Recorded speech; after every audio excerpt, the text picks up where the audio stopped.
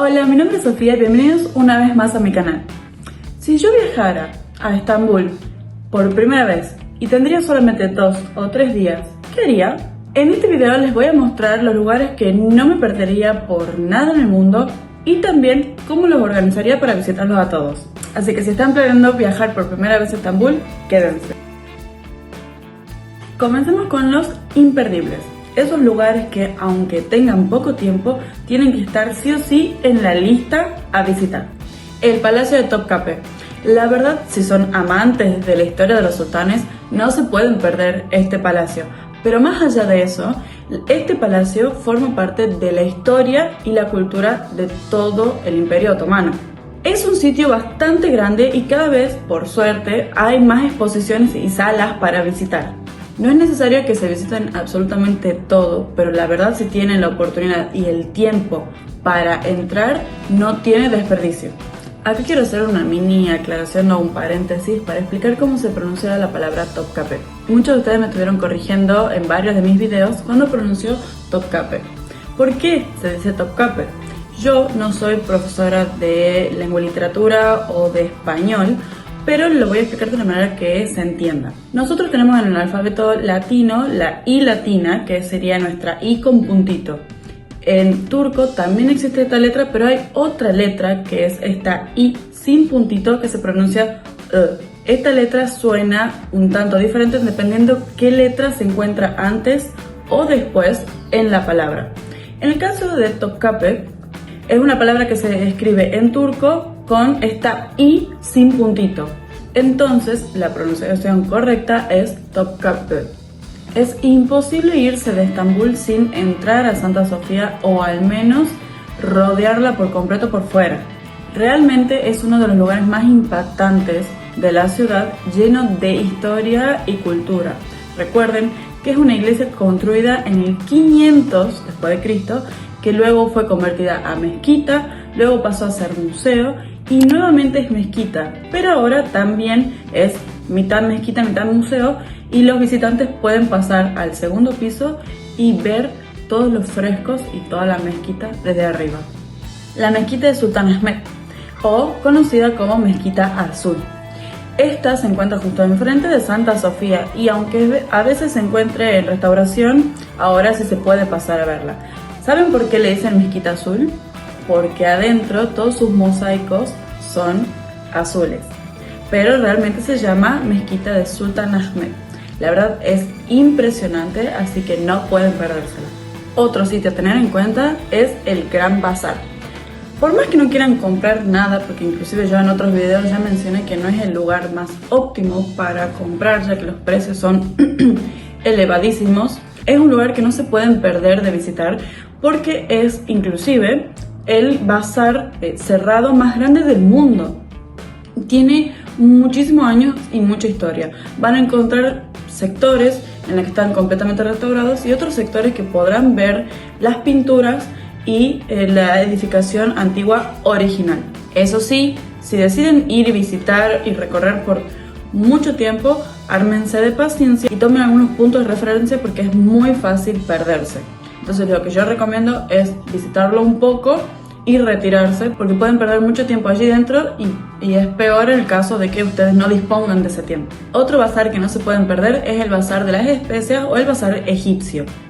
Este bazar es muchísimo más chico que el Gran Bazar e inclusive tiene como una forma de T y es imposible perderse. Este bazar es bastante pintoresco, está bien restaurado e inclusive en una de las esquinas pueden encontrar una estructura de madera que si se acercan tiene una placa enorme donde explica específicamente qué es lo que hacían aquí, pero en resumen aquí se da valoración antes de comenzar el labor diario para todas las personas de las tiendas de este bazar.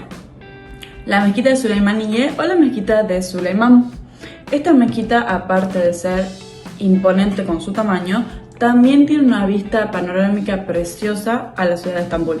Si bien no se encuentra en el punto turístico principal, donde está todo cerca, tampoco está tan lejos y tampoco es difícil llegar a ella. Si disponen del tiempo, la verdad es un punto que yo no me perdería si fuera mi primera vez en Estambul. Además, aquí aparte de la gran mezquita, encontrarán la tumba del sultán Süleyman y de la sultana Hürrem. Algo que tampoco me perdería en mi primera visita a Estambul sería conocer la Torre Gálata. Si bien yo personalmente, particularmente, no considero que sea sumamente necesario subir, sí me parece necesario conocerla por fuera, ya sea tomando un café en las zonas aledañas o simplemente apreciándola desde abajo.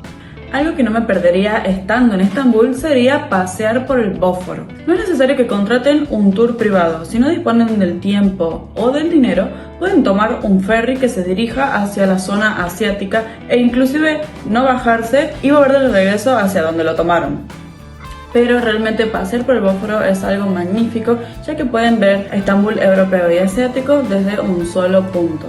Yo recomiendo inclusive hacerlo en la hora del atardecer, así pueden ver unas vistas impresionantes.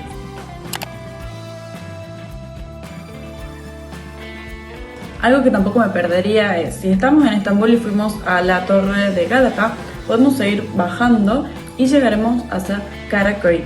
Esta zona es muy local y preciosa, hay muchos negocios comerciales y muchos bares que a la hora del atardecer y noche se vuelve todo muchísimo más pintoresco.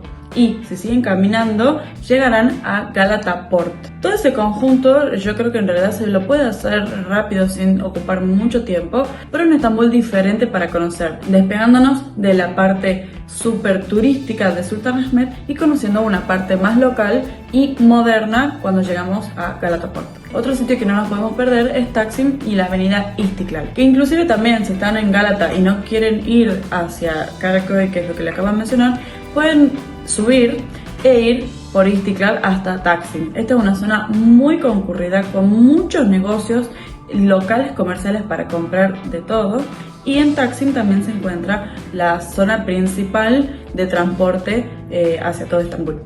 Bueno, hay muchísimos, pero muchísimos sitios más para visitar en Estambul, pero convengamos que si tenemos 2 o 3 días no nos alcanza para visitar todo el resto. Ahora, cosas que yo no me perdería, que no son lugares o sitios para visitar, no me perdería de probar aunque sea una vez un desayuno turco. Bueno, el desayuno turco se llama desayuno turco por algo, si bien en todo lo que es la zona del Mediterráneo se consume un desayuno similar, agregando cosas más, cosas menos, pero realmente si están en Turquía, en Estambul, no se pueden perder aunque sea una vez de probar la cantidad de cosas que se ofrece en un desayuno. Otra cosa que no me perdería por nada sería probar el chai o té turco, y tampoco me perdería de probar el café turco.